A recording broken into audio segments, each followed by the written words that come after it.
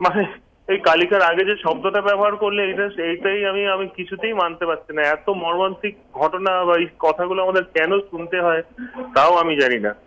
তো আমার অ্যাকচুয়ালি হাত পা কাঁপছে। আমাদের প্রোগ্রাম আছে এখন 12ই পরে, প্রোগ্রামে ঠিক আগে এরকম একটা কথা শুনছি। আমি বুঝতে পারছি না তখন থেকে আমার দীর্ঘদিনের অ্যাসোসিয়েশন, মানে আমরা একসাথে কাজ করিনি কিন্তু ওই ভূমি তার কিছুদিন পরেই দোহার শুরু হয়েছিল।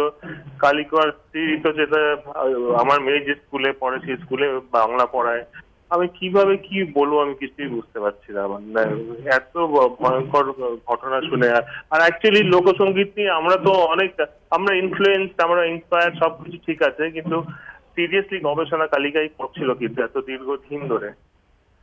দীর্ঘদিন ধরে লোকসঙ্গীত নিয়ে খুব ক্ষতি। এটা লোকসঙ্গীতের ক্ষতি বলে আমার ধারণা। আমাদের এই জেনারেশনে লোকসঙ্গীতের জেনারেশন থেকে জেনারেশন কেউ না কেউ এগিয়ে নিয়ে যায়। এবার সেই সেই জায়গাটা খুব একটা ধাক্কা খেলো আমার মনে হয়। ধাক্কার থেকে বড় কথা কালিকার পরিবারের পাশে আছি। আমি কি বলবো আমি কিছু বুঝতে পারছি না।